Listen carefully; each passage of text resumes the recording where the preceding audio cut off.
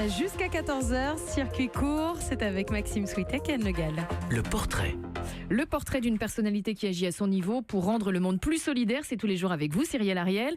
Aujourd'hui, portrait d'une artiste militante pour l'accès à l'art plastique dans les hôpitaux. Il s'agit de Élodie Thébault. Eh bien oui, d'ailleurs elle a des pinceaux dans les mains depuis ses 6 ans. C'est là où elle a commencé à prendre ses premiers cours d'art plastique. Et c'est dans le cadre de ses recherches universitaires en art plastique qu'elle se rend à l'Institut Curie en 2005 et elle n'en est jamais ressortie. Car c'est là-bas qu'elle s'est dit que ses couleurs et pinceaux pouvaient redonner le sourire aux enfants atteints de cancer. La première fois que je suis arrivée à l'Institut Curie, j'ai été vraiment surprise dans cette salle d'attente de voir ces petits enfants au crâne chauve.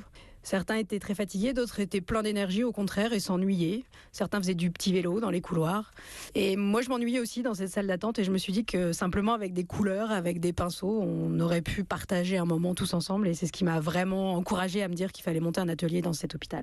Et qu'est-ce qui se passe concrètement dans ces ateliers ? Ces ateliers qu'elle a mis d'ailleurs en place 2 fois par semaine pour ses enfants âgés de 7 à 15 ans, eh bien ils se réunissent et font des œuvres artistiques. D'ailleurs depuis l'intérieur de l'Institut Curie a été complètement relooké. On peut y voir un immense pingouin sur une porte d'ascenseur, des centaines de poissons sur les portes vitrées des salles de consultation ou encore des animaux qui se baladent sur les portes des chambres.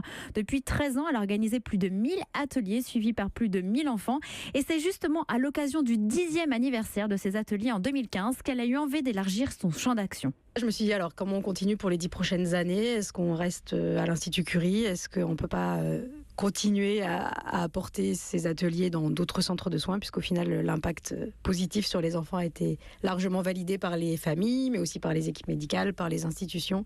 Et je me suis dit on ne peut pas en rester là. Donc on s'est structuré en association pour pouvoir pérenniser l'atelier existant, mais aussi pour pouvoir en développer ailleurs. Et donc en 2015, pour continuer donc de manière pérenne son action, elle a fondé son association NOC, N-O-C, pour Nous on crée, qui consiste à organiser des ateliers artistiques pour améliorer la vie des enfants, comme à Necker pour les enfants en atteinte de greffe de rein. Et malgré les situations très difficiles qu'elle vit, elle dit que tous ces moments partagés avec ses enfants épanouissent Élodie au quotidien. Et on redonne le nom de cette association d'Élodie Thébault. On la trouve sur internet www.asso-noc.fr. Merci Cyrielle Ariel.